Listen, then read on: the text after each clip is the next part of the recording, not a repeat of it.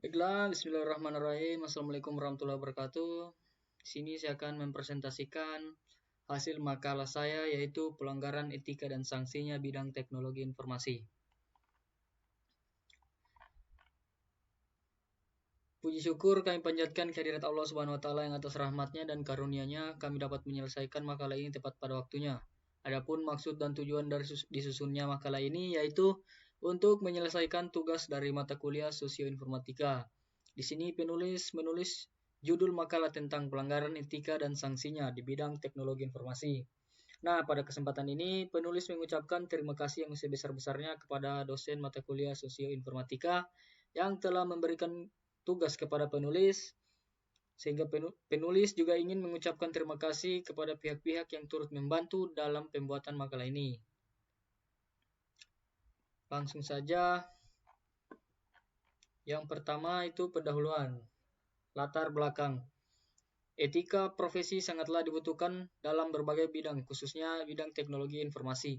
Kode etik sangat dibutuhkan dalam bidang IT, karena kode etik tersebut dapat menentukan apa yang baik dan yang tidak baik, serta apakah suatu kegiatan yang dilakukan oleh IT itu dapat dikatakan bertanggung jawab atau tidak. Pada zaman sekarang, banyak sekali orang di bidang IT menyalahgunakan profesinya untuk merugikan orang lain. Contohnya adalah penipuan. Penipuan dalam bentuk transaksi jual beli barang dan jasa. Modus operan di penipuan online ini pun dilakukan dengan berbagai cara. Ada yang menjual melalui mitis, melalui forum, mini iklan, teks, dan lain-lain. Dengan mengaku berada di kota yang berbeda dengan calon mangsanya. Mereka memancing kelemahan dari para calon pembeli yang tidak sadar. Mereka sudah terjebak. Oleh sebab itu, kode etik bagi pengguna internet sangat dibutuhkan pada zaman sekarang ini. Tujuan utama dari kode etik adalah memberi pelayanan khusus dalam masyarakat tanpa mementingkan kepentingan pribadi atau kelompok. Dengan demikian, kode etik profesi adalah sistem norma atau aturan yang ditulis secara jelas dan tegas serta terperinci tentang apa yang baik dan tidak baik, apa yang benar dan apa yang salah, dan perbuatan apa yang harus dilakukan dan tidak boleh dilakukan oleh seorang profesional. Yang kedua, rumusan masalah. Berdasarkan latar belakang masalah di atas, maka menjadikan penyusun merumuskan masalah ini adalah 1. Apakah pengertian dari kode etik di bidang teknologi informasi? 2. Apa saja pelanggaran etika di bidang teknologi informasi? 3. Apa saja sanksi yang diberikan kepada pelanggaran kode etik di bidang teknologi informasi? 4. Bagaimana upaya pencegahan pelanggaran kode etik? Lanjut, tujuan penulis, yaitu yang pertama untuk mengetahui pengertian dari kode etik di bidang teknologi informasi. 2. Untuk mengetahui pelanggaran kode etik di bidang teknologi informasi. Ketiga, untuk mengetahui sanksi yang diberikan kepada pelanggaran kode etik di bidang teknologi informasi. Dan yang terakhir, untuk mengetahui upaya pencegahan pelanggaran kode etik. Bab 2, pembahasan. Pengertian kode etik dalam bidang teknologi informasi. Etika berasal dari bahasa Yunani etikos yang berarti timbul dari kebiasaan. Secara definisi, etika dapat diartikan sebagai sekumpulan azas atau nilai yang berkenaan dengan akhlak, tata cara, adat, sopan santun. Nilai mengenai benar dan salah tentang hak dan kewajiban yang dianut oleh suatu golongan atau masyarakat. Etika mencakup analisis dan penerapan nilai-nilai seperti benar, salah, baik, buruk, dan tanggung jawab. Etika dan moral juga harus diterapkan dalam penggunaan teknologi informasi dan komunikasi. Meski berupa dunia digital, teknologi informasi dan komunikasi hanyalah media yang dikendalikan oleh manusia. Jadi, etika teknologi informasi dan komunikasi adalah sekumpulan azas atau nilai yang berkenaan dengan akhlak, tata cara, adat, saran, santun, nilai mengenai benar dan salah, hak dan kewajiban tentang teknologi informasi dan komunikasi yang dianut oleh suatu golongan atau masyarakat dalam pendidikan. Kemudian, macam-macam pelanggaran etika bidang teknologi informasi. Yang pertama itu phishing. Phishing merupakan usaha untuk mendapatkan informasi sensitif seperti username dan password dengan menyamar sebagai entitas yang dapat dipercaya dalam komunikasi elektronik. Kemudian, yang kedua, setting game dan aplikasi. Cheat adalah penyalahgunaan kemampuan dalam menjalankan aplikasi atau game secara tidak normal. Secara hukum, ini telah melanggar etika dan user agreement yang dibuat oleh pengembang game maupun aplikasi tersebut. Dengan menggunakan cheat, gamer akan lebih mudah menjalankan misi pada game tanpa harus membeli peralatan dan senjata yang sejatinya memerlukan uang sungguhan. Secara tidak langsung, ini akan merugikan pihak pembuat game dan mengurangi pemasukan mereka. Hacker atau hacking. Aktivitas hacking adalah aktivitas yang tidak beretika. Mencari celah suatu situs kemudian memasukinya adalah pelanggaran kode etik dalam dunia cyber. Hacking dapat merugikan orang lain jika aktivitas peretasan tersebut bersifat merusak dan merugikan.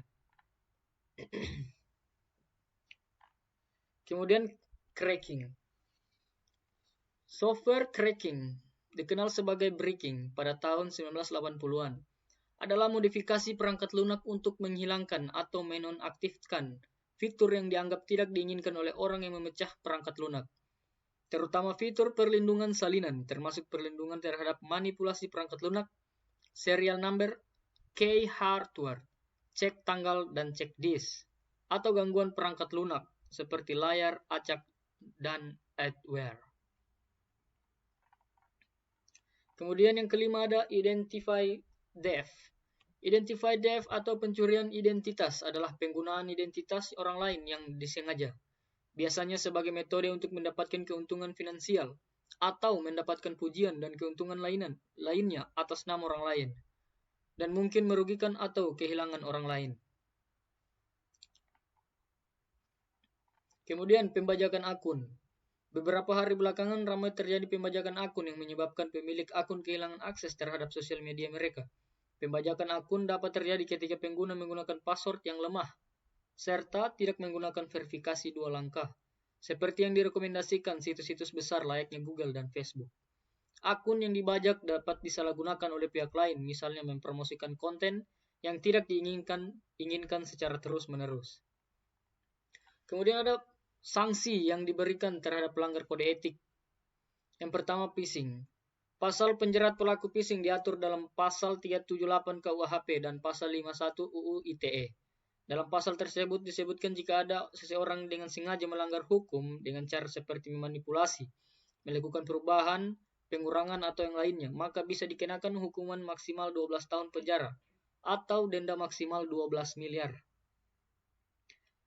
Yang kedua, chatting, game, dan aplikasi.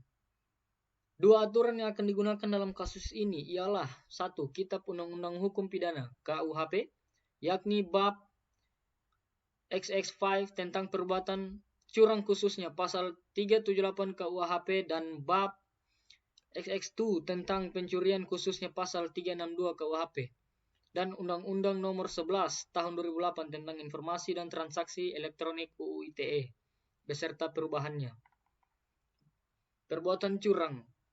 Barang siapa dengan maksud untuk menguntungkan diri sendiri atau orang lain secara melawan hukum dengan memakai nama palsu atau martabat palsu, dengan tipu muslihat ataupun rangkaian kebohongan, menggerakkan orang lain untuk menyerahkan barang sesuatu kepadanya, atau supaya memberi hutang maupun menghapuskan piutang, diancam karena penipuan dengan pidana penjara paling lama 4 tahun. Kemudian pencurian. Barang siapa mengambil barang sesuatu yang seluruhnya atau sebagian kepunyaan orang lain dengan maksud untuk dimiliki secara melawan hukum, diancam karena pencurian dengan pidana penjara paling lama 5 tahun atau pidana denda paling banyak 900 juta rupiah. Hacking. Jika seseorang melakukan tindakan hacking diatur dalam pasal 30 ayat 1, 2, dan 3.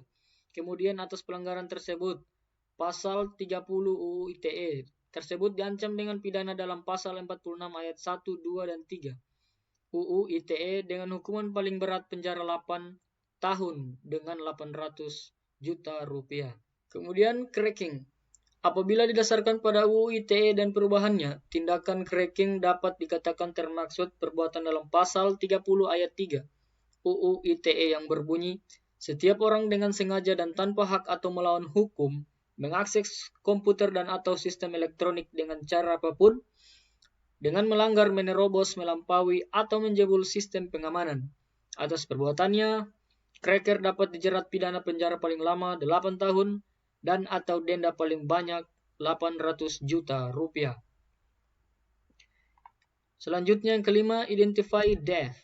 Sanksi tindak pidana Identified Theft atau pencurian data pribadi sebagai cybercrime dalam pasal 30 Undang-Undang Nomor 11 Tahun 2008 tentang informasi dan transaksi elektronik. Dapat disimpulkan bahwa tindak pidana Identified Theft merupakan kejahatan dalam dunia maya yang dilakukan melalui jaringan internet dengan cara menggunakan komputer. Adapun dari segi unsur-unsur, tindak pidana Identified Theft dapat dikatakan sebagai jarimah karena memenuhi syarat dari ketiga unsur umum tersebut. Sanksi yang dibebankan kepada pelaku sesuai dengan pasal 46 ayat 2 UU ITE dengan kurungan penjara paling lama 7 tahun dan denda paling banyak 700 juta rupiah. Kemudian pembajakan akun. Aturan mengenai hack atau peretasan di Indonesia diatur dalam pasal 30 ayat 3 UU 11/2008 yang berbunyi, setiap orang dengan sengaja dan tanpa hak atau melawan hukum dengan cara apapun, mengubah, menambah, mengurangi, melakukan transmisi, merusak, menghilangkan, memindahkan, menyembunyikan suatu informasi elektronik dan atau dokumen elektronik milik orang lain atau milik publik. Perbuatan yang memenuhi unsur-unsur ketentuan pasal 30 ayat 3 UU 11/2008 ini dipidana dengan pidana penjara paling lama 8 tahun dan atau denda paling banyak 800 juta rupiah sebagai mana diatur dalam pasal 46 ayat 3 UU 11/2008. Kemudian, upaya pencegahan pelanggaran kode etik.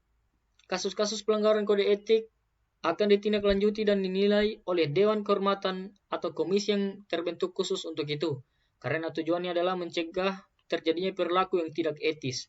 Seringkali kode etis juga berisikan tentang ketentuan-ketentuan profesional seperti kewajiban melapor jika ketahuan teman melanggar kode etik. Kemudian, alasan dibuatnya kode etik. Yang pertama, kode etik merupakan suatu era untuk memperbaiki iklim organisasional sehingga individu-individu dapat berperilaku secara etis. Kedua, kontrol etis diperlukan karena sistem legal dan pasar tidak cukup mampu mengarahkan perilaku organisasi untuk mempertimbangkan dampak moral dalam setiap keputusan bisnisnya. 3. Perusahaan memerlukan kode etik untuk menentukan status bisnis sebagai sebuah, di mana kode etik merupakan salah satu penandanya. Yang keempat, kode etik dapat juga dipandang sebagai upaya menginstitusionalisasikan moral dan nilai-nilai pendiri perusahaan, sehingga kode etik tersebut menjadi bagian dari budaya perusahaan dan membantu sosialisasi individu baru dalam memasuki budaya tersebut. Seperti kode etik itu berasal dari dirinya sendiri, demikian juga diharapkan kesediaan untuk menjalankan kontrol terhadap pelanggar. Kemudian macam-macam upaya. Yang pertama, menghindari dan tidak mempublikasikan informasi yang secara langsung berkaitan dengan masalah pornografi. Kedua, menghindari dan tidak mempublikasikan informasi yang memiliki tendensi menyinggung secara langsung dan negatif masalah SARA, termaksud di dalamnya usaha, penghinaan, pelecehan hak atas perseorangan, kelompok atau lembaga atau institusi lain. Ketiga, menghindari dan tidak mempublikasikan informasi yang berisi instruksi untuk melakukan perbuatan melawan hukum. 4. Tidak menampilkan segala bentuk eksploitasi terhadap anak-anak di bawah umur. 5. Tidak mempublikasikan dan atau saling bertukar materi dan informasi yang memiliki kolerasi terhadap kegiatan pirating, hacking, dan cracking. Dan terakhir, bila menggunakan skrip, program, gambar atau foto, animasi, suara, atau bentuk materi dan informasi lainnya yang bukan hasil karya sendiri, harus mencantumkan identitas sumber dan pemilik hak cipta, bila ada dan bersedia untuk pencabutan, bila ada yang mengajukan keberatan serta bertanggung jawab atas segala konsekuensi yang timbul karenanya. Bab 3. Penutup. Kesimpulan, dari pembahasan sebelumnya maka dapat disimpulkan bahwa kode etik merupakan sikap hidup berupa keadilan, untuk memberikan pelayanan profesional terhadap masyarakat dengan penuh ketertiban dan keahlian, sebagai pelayanan dalam rangka melaksanakan tugas berupa kewajiban terhadap masyarakat. Saran, dalam pelaksanaan penegakan hukum di bidang teknologi informasi dan komunikasi, pemerintah hendaknya lebih tegas untuk menindak pelaku kejahatan sehingga adanya efek jerah yang dapat mengurangi atau memberantas tindak pelanggaran penggunaan teknologi informasi dan komunikasi. Kita sebagai pengguna teknologi informasi selayaknya mematuhi dan ikut mengawasi pengguna lain agar tercipta kesadaran akan etika dalam penggunaan teknologi informasi. Sekian dari saya. Lebih dan kurangnya mohon maaf. Wabillahi taufiq wal hidayah. Wassalamualaikum warahmatullahi wabarakatuh.